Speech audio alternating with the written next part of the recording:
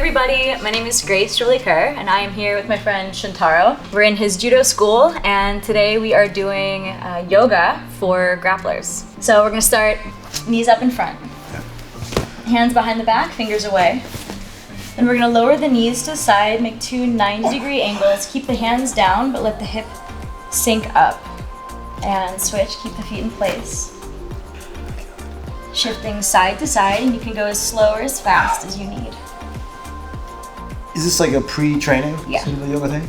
Yeah. What does this do? Open up my hips? Opening up the hips, it is softening the muscles that are connecting the low back to the hip down into the thighs. My shoulder's killing me with this. Bring the knees back up, cross the ankles, and you come right up onto the hands and knees. Use the floor, spread your fingers really wide. So you can use the floor as spread the fingers, knees under the hips. Okay. Inhale, lift the head, lift the tailbone. Exhale, you're gonna tuck the navel, lift the hips, head down. Inhale, press through the floor. Exhale, lift the navel, press, and come to neutral. Weight into the left hand. Yep. You're gonna inhale, reach your right arm up. And exhale, weave the right hand through. This is for the thoracic spine. This tends to get very locked up for all martial artists. They have very, very tight mid-spine area. So we're twisting through the rib cage. And now you're gonna weave, bring the hand under, bring your shoulder right to the middle of the mat. Lift your arm. And then maybe you can bend the elbow. Bring the hand behind your back, draw the shoulder back. Ideally, you will just stay here and breathe. If you have any tension in the shoulders, this will be twisting through your ribs and softening the shoulders at the same time. Lift your hand back up. Hand to the floor. Press through the floor, lift your arm all the way back up. I'm gonna come give a little support here. If you have a friend near you, you can ask them to gently, thigh into the shoulder, draw the shoulder back. Breathing. And bring the hand back down. You'll do this on both sides.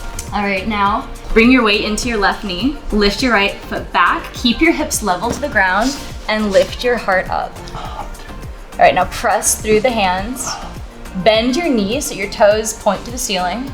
Now you're going to just stack your right hip over your left hip and look towards your foot.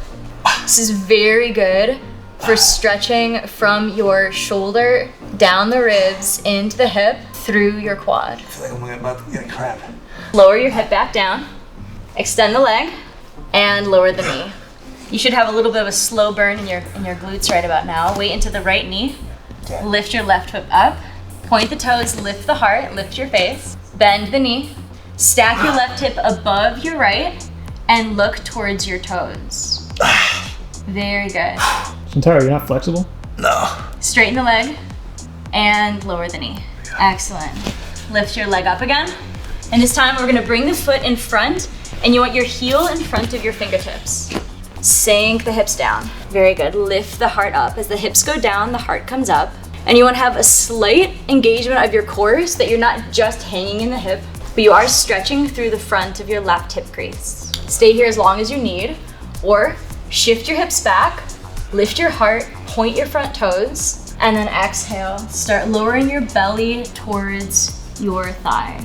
Oh man. And right here, you're gonna start feeling, there's two things. There's pain and there's spice. Pain is potential for injury. Spice is the pain of potential unlocking. Ooh, spice. Yes. So here you're getting the spice of the sciatic nerve. All right, hips come forward again, lift the heart. Good, now plant your left hand on the floor, lift your right arm up, and twist to look up towards your right arm. Keep your right knee tracking over your ankle, so the knee is not coming out to the side. Pull that knee back in. If you have a friend, again, you can slightly lift. Gently look up, breathing through the nose only. Sweep the hand back down, step the foot back, lift up, and exhale down. We'll do this on both sides, but right now we're going to transition down to the floor. So now we're going to lower down onto the belly, reach the arms back, lift your fingers up, draw in your core, start lifting your heart up and reaching just your fingertips back. Breathing, lifting. This is gonna start to engage. It's like you're doing a backwards crunch. And exhale, lower all the way down, relax. Bring your hands by your shoulders, press back up into the hands and knees. Keep your arms completely straight. And you're gonna lower your heart in between the scapula and then press and lift back up. Exactly. Lower and lift. Lower and lift. So we can get very locked up shoulders when we're grappling. Very good way to help isolate just the shoulder blades. Only do it a couple more times because it can be fatiguing. All right, lower back down onto the floor. Elbows next to your shoulders. Bring your hands maybe an inch out to the side. Press through the hands and start to gently, gently lift up. This is a wide arm back bend. So the reason the arms are wide is so that we are bending more into the mid spine than just compressing into the low spine. Oh, this is a good tip. It's a very good tip. I never did this one. Yep. Extend the fingers, press through the hands, press the back of your toes into the floor. If you ever feel any compression in the vertebrae, ease out. Left arm straight out to the side. Oh my Lord. Put your right hand on the floor. Yeah. Look towards your hand. Yeah. Now you're gonna step your foot back and put your foot directly behind your knee. I can't. Oh. Oh my God. You want your foot as close to the knee as possible and pressing the knee out to the sides. Yeah, the shoulder hurts so bad. This leg needs to stay straight. Bend your left hand onto the floor. Good. Now, bend this knee, roll this foot back, lift the knee up, start to open up your torso to face the side. Good. Lift this knee, plant this foot to the floor. Use your hand next to your shoulder to press your shoulder away. Press your knee outwards. This is exactly where you need to breathe. And if it hurts here, then it's definitely gonna hurt when you're grappling with someone. It's very true. So the key is to do the stretches without also having impact. And roll the knee, the hip, and the chest back down onto the floor. On the back, we're gonna bring arms straight out to the side. Extend the left leg long. Draw the right knee in. Left hand onto the knee. Look to the right.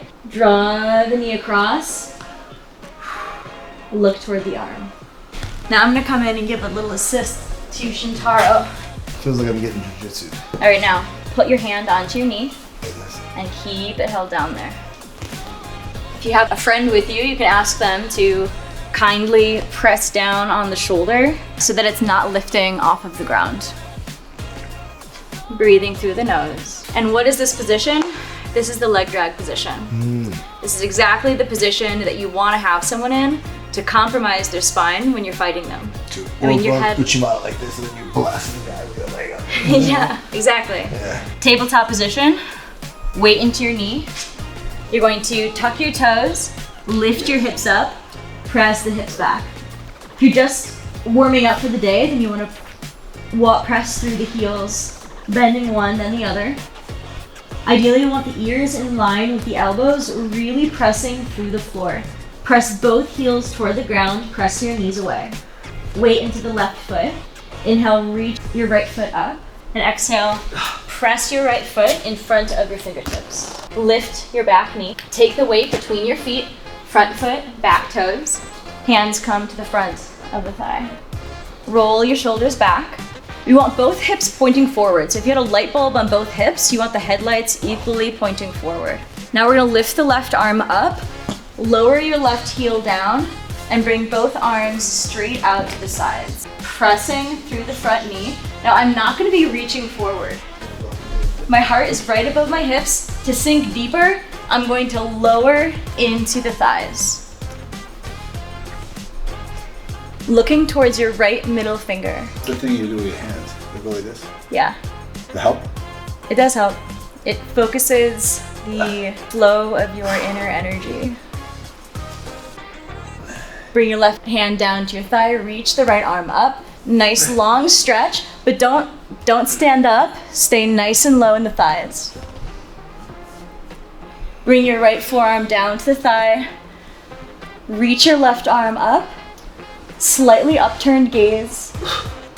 And now here, be careful. You don't want to just collapse onto your thigh. Your torso should stay lifted. Nice space from the elbow to the shoulder to the neck. And then reach both arms straight back out to the sides again. Windmill the hands down to the floor. Step the foot back. Come back into Downward dog your style. mountain pose. Actually, I just made a